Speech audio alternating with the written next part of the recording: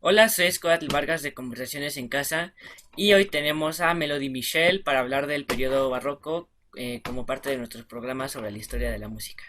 Adelante. Hola, Edward, y muchas gracias por la invitación para hablar con ustedes. Me gustó mucho el programa, entonces estoy feliz de participar. Y pues me presento, ¿no? Soy Melody Michel, soy francesa, toco el fagot y sobre todo pues también el fagot barroco y fagotes históricos, o sea, barroco y renacentista que entonces sí me especializo un poquito en el periodo barroco, pero también renacentista y clásico en mi práctica. ¿Qué más les puedo decir?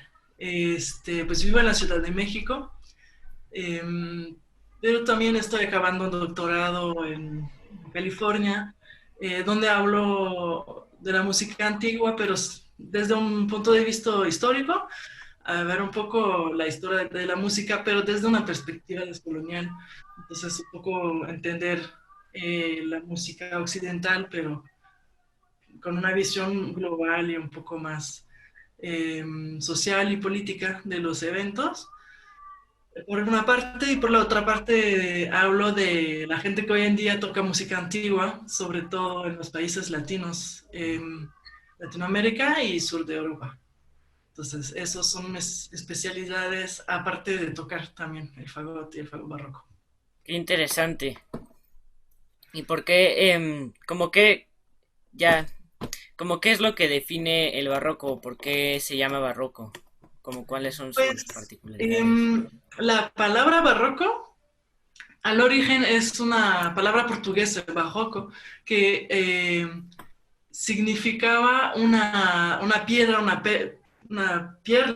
perla, que tenía una forma un poco rara, un poco desformada y con rocas preciosas dentro. Entonces que se veía como un poco rara, un poco loca, un poco significó también algo como extravagante. Eh, y esta idea de perla rara creo que se refleja mucho en la arquitectura barroca, por ejemplo. Podemos ver ejemplos de iglesias barrocas, sobre todo en sur de Europa, que tenía mucho oro, mucha estatua, muchos colores, mucha pintura, mucha forma, mucho diseño.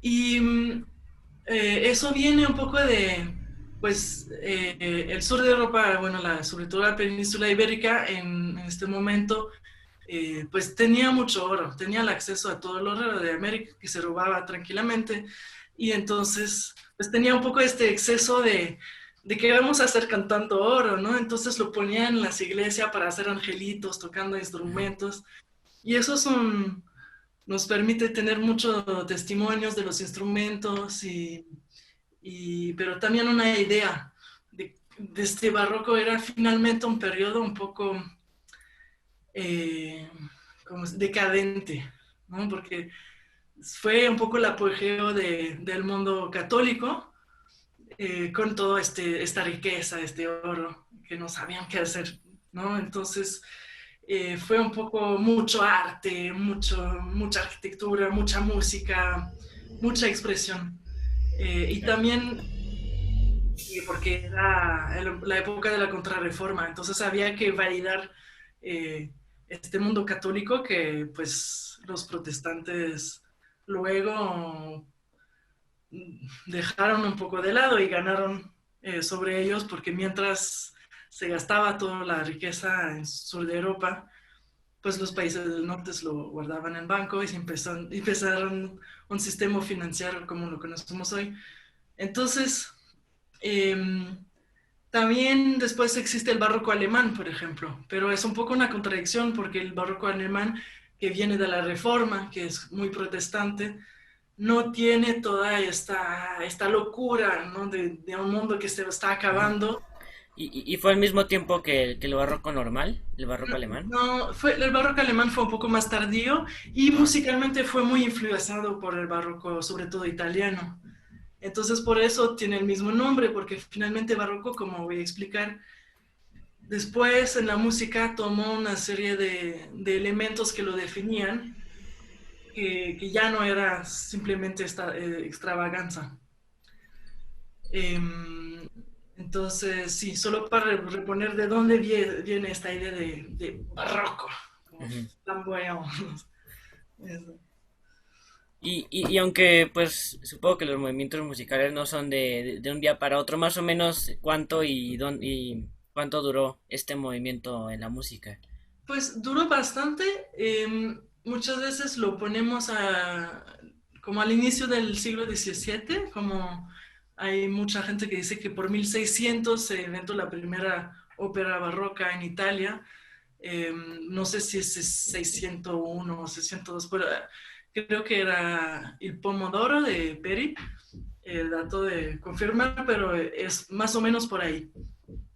Pero claro que viene de una influencia de todo el Renacimiento y voy a explicar cómo esta influencia llegó a concretizarse en el barroco y por qué se define así. Y más o menos lo dura hasta 1750, que es pues una fecha artificial, obviamente. No es que en 151 ya toda la gente tocó de manera distinta, pero es la fecha de muerte de Juan Sebastián Bach, que es un poco el último compositor barroco. Por eso dijo, no, se desarrolla desde Italia y como este barroco alemán es el más tardío, y después se transforma pues en clasicismo, como verán, en Siguiente otro semana. episodio. Y más o menos cómo es que empezó, ¿es claro o no es exactamente así? ¿Cómo empezó este movimiento? Entonces, y hay, aparte de todas las diferencias que pueden existir entre los barrocos de pues un siglo y medio entre varios países, que voy a explicar también a seguir, hay una cosa bastante estable y común que podemos ver en toda la música barroca y que es un elemento súper práctico para definir eso si es barroco. Y este elemento es el bajo continuo, o en castellano decimos bajo continuo, pero eh, el bajo continuo prácticamente la idea es de tener un acompañamiento armónico para acompañar una voz. Entonces, el, pues se dice que el basso continuo viene de Italia. Yo tengo mi teoría personal, pero muy personal. No la van a encontrar en sus clases de historia de la música, que pues realmente empezó en la península ibérica. Pero eso no importa saber dónde empezó, porque como dices, no es de un día para otro. Y hubo movimientos de búsqueda, ¿no? De experimentación musical en varios lugares, pero sí, en Italia fue cuando de repente pasó a ser sistematizado y entendido como una práctica general y con sus códigos. Entonces, ¿de dónde viene qué es el vaso continuo? Eh, Seguramente ya vieron que pues, en el Renacimiento había toda esta polifonía de varias voces a la vez, hasta no sé cuántas. Lo que intentaron hacer en el barroco, que fue lo que definió un poco el barroco, es acabar con esta complejidad y realmente toda esta pieza polifónica, súper densas armónicamente, llegar a encontrar la voz de la melodía, una voz única y más importante de todas, y reducir todas las otras voces con un solo instrumento, que puede ser muchas veces un instrumento de cuerda pulsada, el alaúd. Y finalmente, al reducir todas estas voces, se dan cuenta que pues al final es una sucesión de acordes. Ujú. Pues es lo que conocemos como música clásica hoy, ¿no? Finalmente son acordes como que en tal momento son tal voces y entonces las sobreponen y hacer esta armonía y luego esa otra armonía, etcétera, etcétera. Que no era el pensamiento anteriormente de eso. Entonces eso es muy importante para la historia de la música clásica, porque es el inicio del pensamiento armónico, el pensamiento vertical de pensar en acorde y no solo en líneas melódicas que se sobreponen. Ujú. Y hubo una práctica que fue de ponerle número para decir los acordes. Entonces, en toda la música barroca hay siempre una línea de acompañamiento, es como un bajo melódico y tienen la melodía del bajo y sobre esta melodía hay numeritos que te dicen qué acorde tienes que tocar en qué momento. Y Claro. eso existe en todo este siglo y medio de que te estoy hablando. Es una práctica que después se difundió en toda Europa y todos los países de influencia europea. Eh, entonces, eso como es la cosa más importante, digamos. Y podemos escuchar un ejemplo donde van a escuchar que hay voces melódicas y aquí, por ejemplo, el fagot, que yo estoy tocando el fagot, la línea del bajo melódico y es exactamente la misma línea que la mano izquierda del clavecín, que es como también un instrumento de teclado que hacía las armonías. Y toda la parte de Ajá. clavecín, aparte de la mano izquierda, que es la línea melódica, es todo improvisado. Son acordes que se improvisaban como en jazz. Entonces aquí van a escuchar que el fagot, que yo estoy tocando el fagot y toco la línea melódica del bajo, como expliqué, y es exactamente la misma línea que toca la mano izquierda del clavecín, que es el instrumento de teclado que tocaba la armonía. Entonces, esta línea melódica que tocamos juntos está escrita, pero todo lo demás que hace el clavecín es improvisado. Los acordes corresponden a los numeritos que están arriba de la melodía del bajo, pero no están escrita. Y eso es como muy, por ejemplo, muy similar a lo que pasa en el jazz, donde tienen acorde escrito y después toda la parte Es- armónica está improvisada. claro.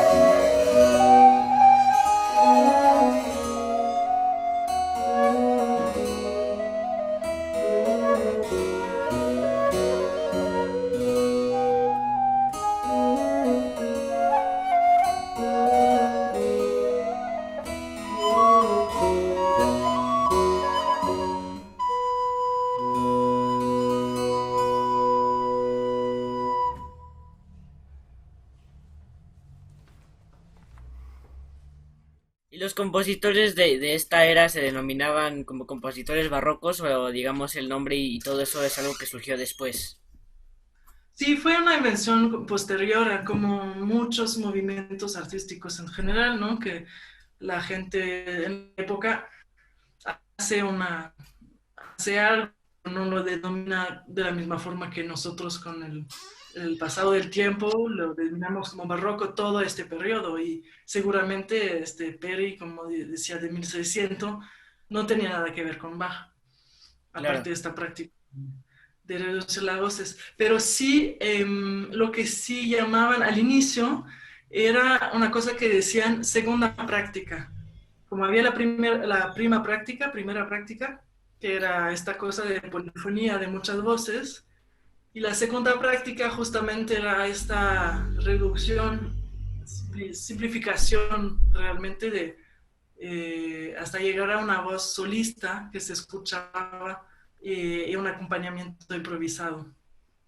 claro, ¿Y por qué es importante esta simplificación? Yo creo que lo que pasa en la época es que también eh, al momento de pasar de una multitud de voz a una sola voz, podemos llegar a tener un cantante, un cantor que dice yo pienso, etcétera, etcétera, y que actúa como su propio personaje.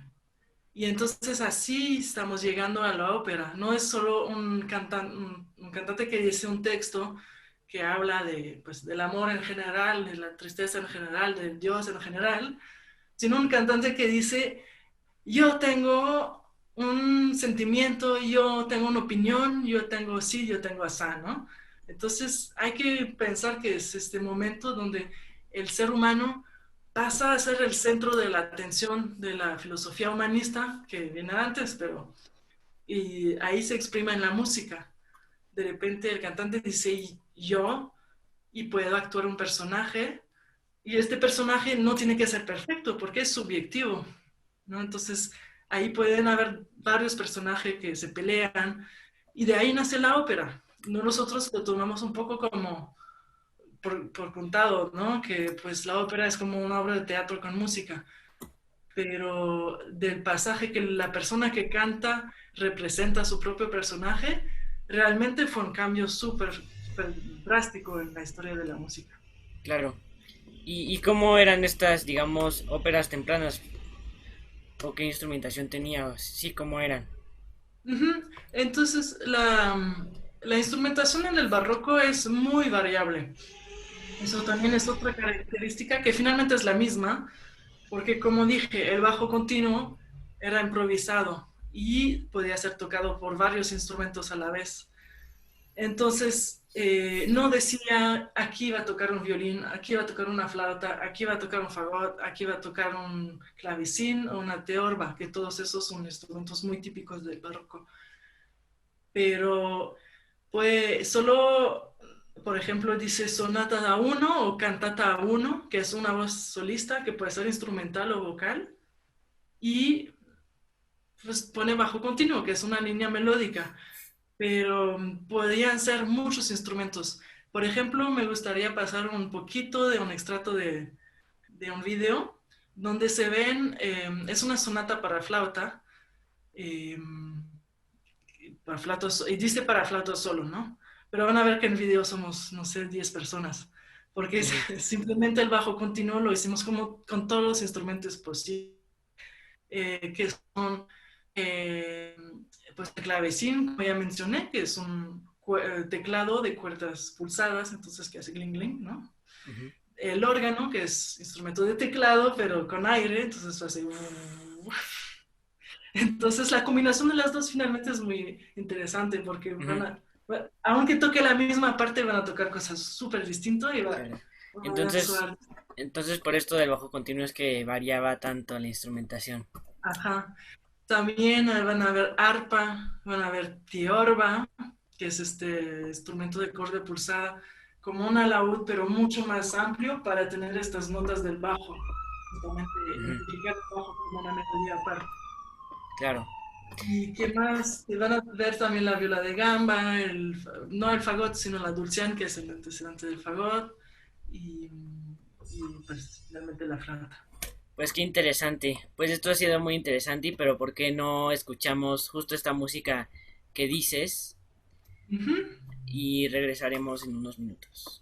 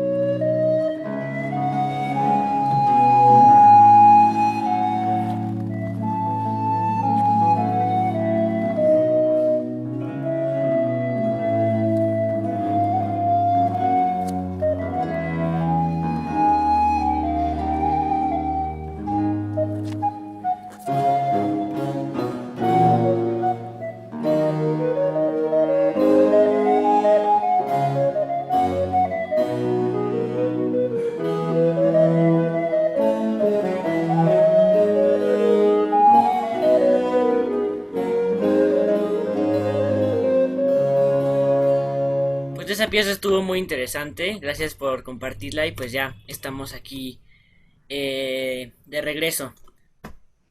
Muy bien, espero que les haya gustado y pues también podemos dejar unos ejemplos, eh, podemos dejar unos links para que vean otros ejemplos por su cuenta si es que tienen más interés. Claro. Ujú. Entonces, pues sí, me desvié un poco porque me preguntaste sobre la ópera y yo me fui para la música instrumental. Es que tenía este ejemplo que era muy, muy bueno para explicar cómo se acompañan los solistas, pero eso vale exactamente para la ópera. Muchas veces las partituras de ópera solo se ve la línea del cantante y un bajo continuo. Y solo en los un poco intermedios entra toda la orquesta.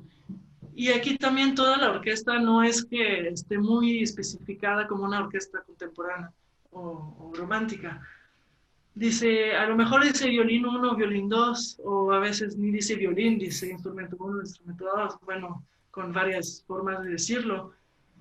Eh, y con los violines pueden entrar flautas, pueden entrar oboes, a veces está especificado y a veces es como libre la interpretación del intérprete. Ujú. Y eso también permite ser muy flexible, porque si tocas no sé, en una iglesia antigua, así de 20 personas sentadas, no va a ser lo mismo que si lo tocas hoy en día, que no es histórico, pero en un teatro moderno de 2000 lugares. O en un teatro antiguo también, a lo mejor de 2000 lugares, pero estos teatros redondos, donde la acústica era muy buena, pero había que proyectar para no sé cuántas personas, y ahí le vas a poner un bajo continuo mucho más importante, denso, en vez de un violín le vas a poner cuatro. Y así un poco se forma lo que conocemos como orquesta, donde hay muchos violines y todos esos instrumentos de viento. En la época también había eso, pero no era definido. Era un poco a cómo lo sentían y lo que tenían a la mano también, porque no todos tenían flautas y oboes y lo que sea, ¿no? Claro. Y entonces esta ópera al inicio tiene un poco de combinación entre lo que llamé primera práctica, prima práctica y la segunda práctica. O sea, coros con una polifonía muy densa como la conocemos en el Renacimiento y partes más solistas con un acompañamiento de bajo continuo. Y, pero todavía era muy distinta de la ópera como se, se desarrolló después. Vamos a decir más o menos por el 1700, cuando empieza lo que llamas el alto barroco, que es la periodo más tardía del barroco. Ahí sí hay como estructuras más claras, más específicas, y empieza esa cosa que es muy típica de la ópera, que es lo que llamamos aria ABA, porque hay una parte A donde el cantante explica su problema, su tema, que no, fulano se fue con otra chica y entonces se quiere suicidar, básicamente de eso trata la ópera en muchos casos. Y, y después hay una parte B con una cosa un poco distinta, a lo mejor cambia de carácter, cambia de instrumentación, cambia de tonalidad, y va a decir, ah, pero sí tengo esperanza, por ejemplo, y regresa a la parte A, que es la más sustanciosa, donde explica otra vez su problema de fulanito, ¿no? Y esta forma que mencionas, Aga, ¿tiene alguna relación con lo que veremos en el siguiente programa sobre la forma sonata, que es Pues como... ajá, tiene mucho que ver, claro que la forma sonata es un desarrollo más complejo de esto, pero sí, tiene mucho que ver una parte que es al inicio y que se repite al final con un mini desarrollo en el medio. Es una forma, vamos a decir, súper simplificada de la forma sonata. Y lo que, bueno, se dice que se hacía en esta ABA, y sobre todo en la ópera, es que había que lucir como solista. Como dije, el barroco es un poco la invención del solista, que Ujú. sea vocal o instrumental. Entonces, lo que hace el solista, sobre todo en la parte A, pero yo creo que en todo, ¿eh? Pero cuando vuelve a la parte A, como se repite y no queremos escuchar repeticiones mil veces, está improvisando lo que llamamos ornamentación. Ujú. O sea, por ejemplo, si tienes y él va a cantar va a agregar unas notas o trinos, o bueno, hay una multitud de posibilidad de ornamentar, ¿no? Pero Entonces como que toda la música en general era como más libre, ¿no? Justo mucho como estás más libre, mencionando. mucho más Qué improvisada, interesante. mucho más ornamentada. Y por eso yo mencioné el jazz, pero finalmente es muy, muy similar, porque el jazz es lo mismo, tiene una melodía y después vas improvisando sobre esta melodía. Exactamente lo mismo que un cantante de ópera barroca. Qué interesante. ¿Y Ujú. como qué otros tipos de música había, aparte de esto del vaso? Bueno, el vaso continuo no es exactamente un estilo, no es más como una Sí. práctica, Pues supongo. todos los estilos barrocos van a tener bajo continuo, pero sí, aparte de la ópera, como estos estilos que yo hablo dentro de la ópera se van a difundir en otros estilos musicales. Eh, entonces, esta cosa del solista que quiere lucirse va a funcionar también con la música instrumental. Por ejemplo, el ejemplo que acabamos de escuchar, pues la flauta también está improvisando mucho, no está tocando exactamente las notas escritas. Eh, entonces la forma, bueno, no la forma, pero la idea de sonata, el nombre sonata, viene del barroco. Ya se difunde mucho la idea de sonata para instrumento tal, sonata para instrumento til, ¿no? Y a veces es sonata para flauta o violín o traverso o no sé qué, ¿no? No es que sea siempre para un instrumento en particular, a veces sí, pero no siempre, pero sí con la idea de un instrumento solista y siempre con bajo continuo atrás. Y hay una forma, no una forma, porque si no vamos a pensar a la forma sonata, que es otra cosa que van a ver en otro momento. Pero el estilo de sonata, hay una sonata, un tipo de sonata muy frecuente que es el trío sonata, que es para dos instrumentos melódicos principales y un bajo continuo, que ahí también es libre, ¿no? Si quieren podemos escuchar un ejemplo. Aquí, por ejemplo, dos violas de gamba y son dos violas de gamba solistas que se responden, ¿no? Hay como un diálogo entre las dos y el bajo continuo, que aquí es también un fagote, un clavecín, que es un poco el acompañamiento. Qué interesante. Entonces tenemos ópera, sonata, hay algo más que se... Sí, hay algo que está empezando también a esta época y que se volvió muy famoso después, es el Ujú.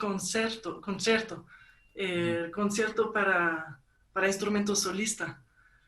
Y Pues los más famosos, que seguro ya lo escucharon, apuesto a 100%, son las cuatro estaciones de Vivaldi. Eso, finalmente son conciertos para violín y orquesta. ¿Y Y, si está especificado el violín y la instrumentación de la orquesta o pues era ahí igual? el violín sí empieza a tener un rol bastante importante y se ve que los compositores eh, pues empiezan a escribir específicamente para violín, cosas que no se podrían tocar con una flauta o un oboe, ¿no? Ya, ya es una escritura muy específica porque como quiere ser solista y lucirse, pues utiliza todos los recursos del violín. Entonces Vivaldi pues es uno de ellos, uno de los más famosos. La orquesta no es especificada, lo mismo, tiene dos voces superiores y una voz de bajo. En general le ponemos unos violines de la parte superior, cada una de las partes superiores, puede ser uno, podría ser 50. Yo creo que ya se vio de todo. Y el bajo continuo, pues violonchelo, pues el contrabajo, la viola de gamba ya es como un poco artificial, no era muy presente en el ámbito de Vivaldi. Y instrumentos armónicos, órgano, clavicémbalo, guitarrón o teorba, este tipo de cosas. Pero ahí es absolutamente libre. Y yo creo que el fagot también siempre le entra en la orquesta de cuerda, pero eso también una opinión personal, porque soy fagotista. ¿Y cómo terminó el barroco o qué Ujú, fue lo que lo llevó, digamos, a lo siguiente? ujú. Pues un par de elementos. Yo creo que pues hay un estilo que no hemos mencionado, que es la música sacra también, porque no hay que olvidar que la iglesia tenía un poder increíble, ¿no? No se podía hacer nada sin la aprobación de la iglesia. Aunque las óperas se salieron, la gente iba a ver a la ópera y ya era una música institucionalizada afuera de la iglesia, pero todavía había un control muy fuerte, no se podía decir cualquier cosa. ¿Y por qué menciono eso? Porque, como dije, se dice mucho que el barroco viene de Italia, pues ahí se, sí, se fomentó, se concretizó, ¿no? Se normalizó, se expandió. ¿Por qué Italia? Es que Italia justamente tenía el Papa, bueno, todavía tiene. Eh, entonces, de Italia se difundió en los países, primero los países católicos y luego también luego los países más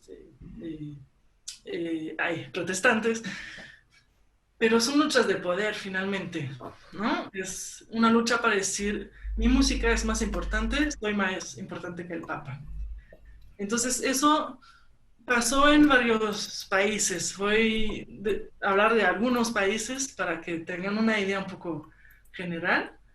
Mm, por dar un ejemplo, Lisboa, perdón, en el al inicio del siglo XVIII, era tan importante como Roma a nivel musical y cultural. Era una ciudad donde venían todos los músicos de toda Europa, de todo el mundo, y, y pues justamente había un poco de competencia entre el rey portugués y el papa, que siempre se llevaron bien, pero el rey portugués quería lucir más que, bueno, Lisboa quería lucir más que Roma. Y por eso había críticas, ¿no? Oye, te estás pasando, ¿no? ¿Y qué pasó? En 1755 la ciudad de Lisboa quemó totalmente por un incendio que pasó después de un tsunami. Bueno, fue un desastre Qué natural, locura. uno de los más importantes de la historia. Ujú. Y de hecho se quemó toda la biblioteca musical de Lisboa. Entonces toda Oh, esta música increíble que pasaba a la corte, no sabemos nada. Solo tenemos el catálogo, así es muy cínico, ¿no? sí. Tenemos una lista lista de miles de nombres de obras que se tocaban y no tenemos las obras. Y de alguna, ha habido, no sé, alguna copia que por alguna razón, ¿no? Se perdió todo. Todo se No, no perdió había backups de cloud. en Google Drive, ¿no?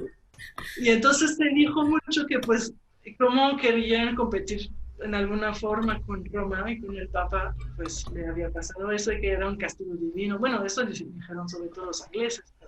Ja, ja, ja, ¿no? ¿No? Sí. Pero es un poco, es muy ejemplar de lo que pasaba. Entonces, pues España ya había admitido la influencia italiana, la música italiana barroca, había casi prohibido formas musicales preexistentes en España, como los villancicos, como los tonos humanos, para pasar totalmente a una música súper italiana. Francia también siempre tuvo pleitos con Italia, entonces el barroco francés se desarrolló un poco en paralelo con sus distintos y siempre hubo pleitos de quién era más francés, quién era más italiano, que la música italiana, todos los franceses no la podían ver y al revés, ¿no? Eso fue el pleito de todo el siglo XVII.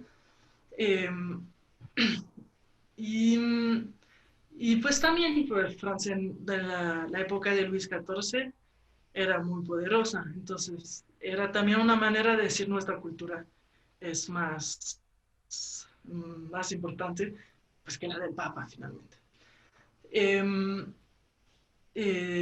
Lo que pasa es que, bueno, el compositor más francés de todos los franceses al final nació en Italia, se llamaba Lully, pero era de origen italiano. Entonces ahí también hay como eh, historia. Pero un compositor importante es Louis Couperin, que escribió mucho para clavicémbalo, para clave, y él hizo esta historia de Les Goûts Réunis, donde intentó reunir los dos gustos musicales, el francés y el italiano.